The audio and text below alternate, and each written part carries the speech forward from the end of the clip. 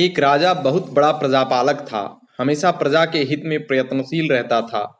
वह इतना कर्मठ था कि अपना सुख ऐशो आराम सब छोड़कर सारा समय जन कल्याण में ही लगा देता था। यहाँ तक कि जो मोक्ष का साधन है अर्थात भगवत भजन, उसके लिए भी वह समय नहीं निकाल पाता था।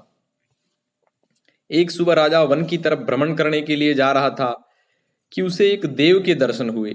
राजा ने देव को प्रणाम करते हुए उनका अभिनंदन किया और देव के हाथों में एक लंबी चौड़ी पुस्तक देखकर उनसे पूछा, महाराज आपके हाथ में यह क्या है? देव बोले, राजन यह हमारा बही खाता है जिसमें सभी भजन करने वालों के नाम है। राजा ने निराशयुक्त भाव से कहा, कृपया देखिए तो इस किताब में कहीं मेरा भी नाम है या नहीं। देव महाराज किताब का एक एक पृष्ठ उलटने लगे परंतु राजा का नाम कहीं भी नजर नहीं आया। राजा ने देव को चिंतित देखकर कहा, महाराज आप चिंतित ना हो, आपके ढूंढने में कोई कमी नहीं है। वास्तव में मेरा दुर्भाग्य है कि मैं भजन कीर्तन के लिए समय नहीं निकाल पाता और इसलिए मेरा नाम यहाँ नहीं है। उस दिन राजा के मन में आत्मग्लानि सी उत्पन्न हुई, लेकिन इसके बावजूद उन्होंने इसे नजरअंदाज कर दिया और पुनः परोपकार की भावना लिए दूसरों की सेवा करने में लग गए। कुछ दिन बाद राजा फिर सुबह वन की तरफ टहलने के लिए निकले तो उन्हें वही देव महाराज के दर्शन हुए।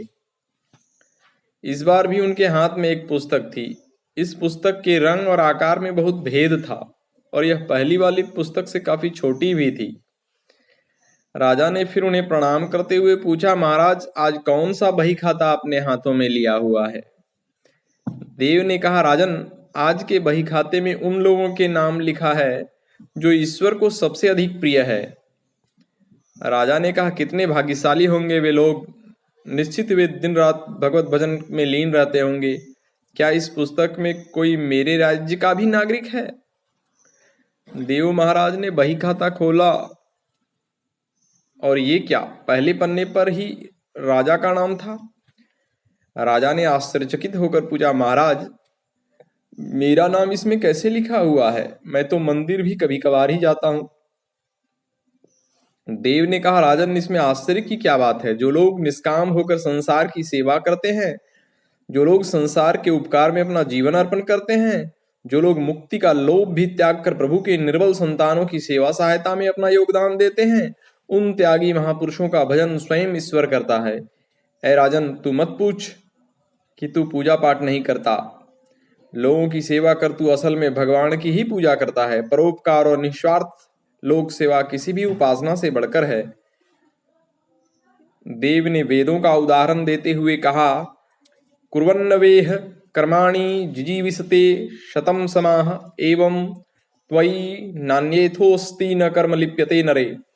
अर्थात इस संसार में कर्म करते हुए ही मनुष्य को 100 वर्ष जीने की इच्छा करनी चाहिए।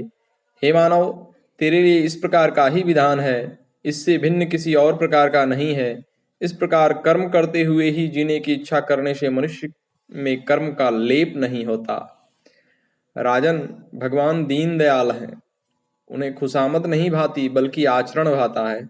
सच्ची भक्ति तो यही है कि परोपकार करो, दीन दुखियों की हित साधन करो, अनाथ विधवा किसान व निर्धन और अत्याचारियों से सताए हुए लोगों की यथाशक्ति सहायता और सेवा करो, यही परम भक्ति है। राजा को आज देव के माध्यम से बहुत बड़ा ज्ञान मिल चुका था और अब राजा भी समझ गया कि परोपकार से बड़ा कुछ भी नहीं है और जो परोपकार करते हैं वही भगवान के सबसे प्रिय होते हैं। इस कहानी से हमें यह शिक्षा मिलती है कि जो व्यक्ति निस्वार्थ भाव से लोगों की सेवा करने के लिए आगे आते हैं, परमात्मा हर समय उनके कल्याण के लिए यत्न करता है। हमारे पूर्वजों ने कहा भी है, परोपकाराय पुण्याय भवति, अर्थात दूसरों के लिए जीना, दूसरों की सेवा को ही पूजा समझकर कर्म करना, परोपकार के लिए अपने जीवन को सार्थक बनाना ही सबसे बड़ा पुण्य है। और जब आप भी ऐसा करेंगे तो स्वतः ही आप वह ईश्वर के प्रिय भक्तों में शामिल हो जाएंगे। ओम।